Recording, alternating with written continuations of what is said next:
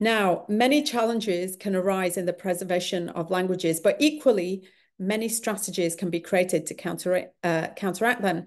To expand on this, joining us now is linguist and Associate Professor of Linguistics at the University of Ilorin, Nigeria, Dr. Bolanle Elizabeth Arokoyo. Welcome. Thank you. Good afternoon. Good afternoon. Nice to have you here and nice to be here for this 2024 International Mother Language Day. So please do continue, Dr. Arokoyo. All right. Thank you for having me. My topic is strategies and challenges of language preservation. I think could we request that you make those full screen, the slides, just so that everybody can see? So that means you will have to play your PowerPoint presentation, I believe it is. So if you press play, then we can see it full screen. Okay. I think you it's along the bottom there. I can see it on your menu bar. It's one of those buttons there. I can't see it. It's very small here. It's the one next to the volume. It looks like a little screen on a podium or something. There we have you. Perfect. Thank you. Please do continue. Okay, thank you. So strategies and challenges of language preservation. Dr. Greg and Franca already talked much about language endangerment, which is basically the reason why we need to preserve languages.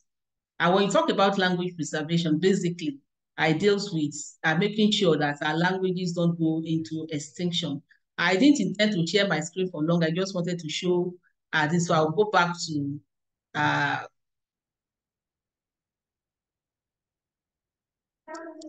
okay, so language preservation refers basically to efforts, aimed at safeguarding and maintaining linguistic diversity, by documenting, revitalizing, and conserving endangered languages. And with the description of Dr. Greg and also Franca, we already know what language endangerment is. We have about 7,000 languages across the world. And if I want to refer basically to Nigeria as a country has about 500 languages. And out of these languages, we have different classifications of the languages. We have the three major Nigerian languages, Hausa, Igbo, and Yoruba. And then we have the other, what we refer to as national languages, minority languages, small local languages, as the case may be. Now, the ultimate goal of language preservation is to protect the unique cultural heritage and identity embedded within languages, thereby contributing to the enrichment of human knowledge and understanding the world's linguistic diversity. Now, the fact is that when you talk about a language, we know that a language belongs to a people.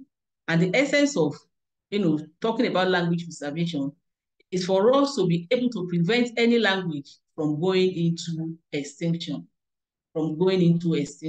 That is the ultimate goal of language preservation.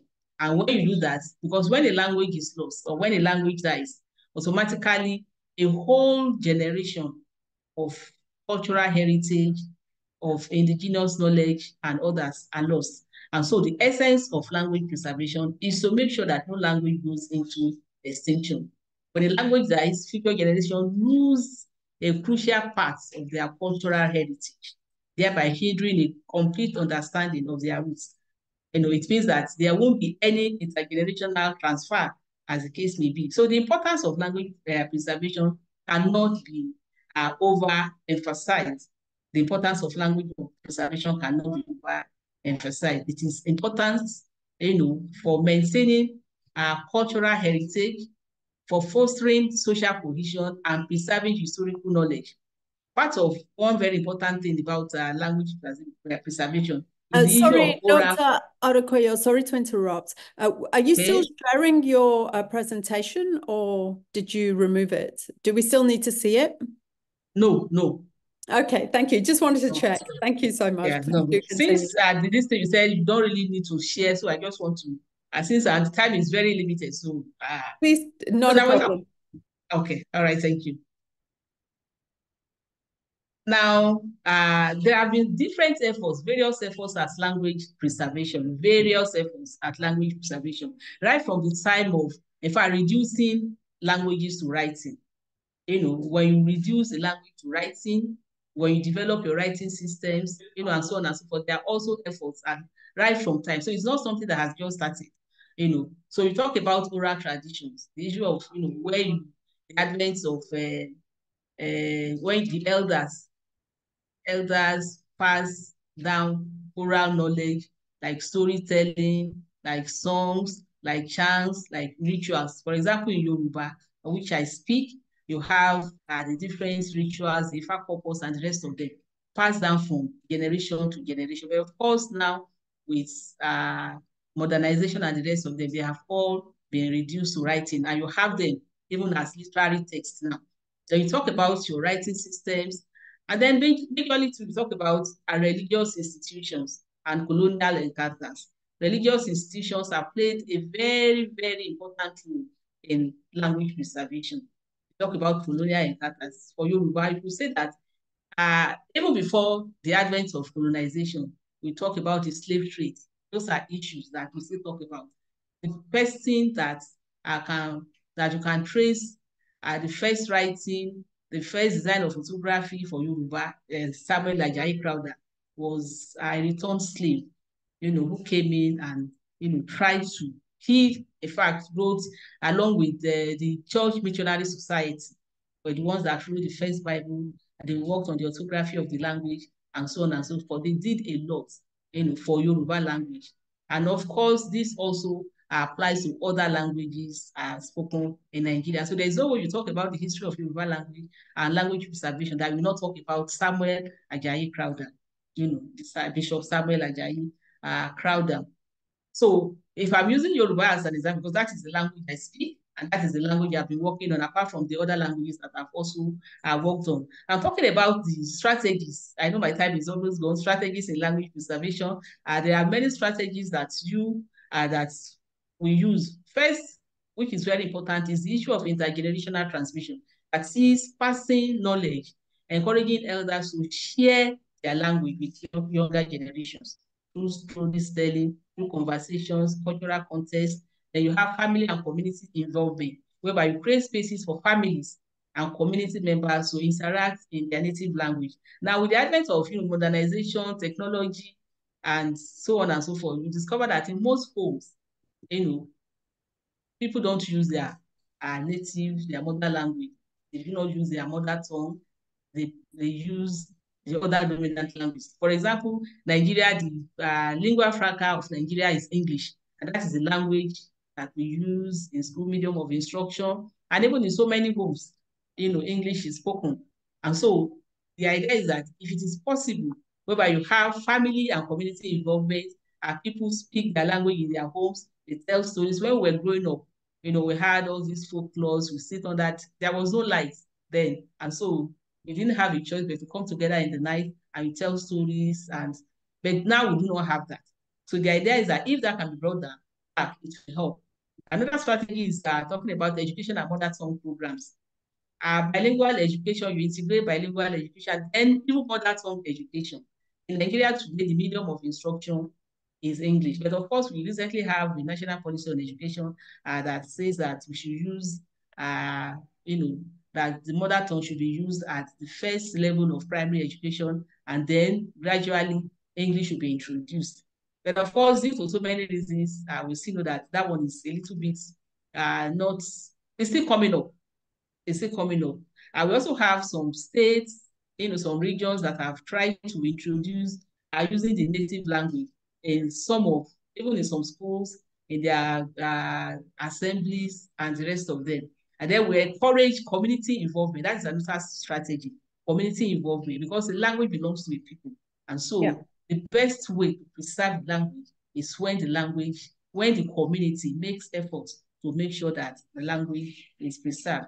I've worked with languages like Olufumi and the rest of them, and people are really so interested in making sure that their language is preserved. Now we have challenges. Challenges and strategies are like two sides of a coin.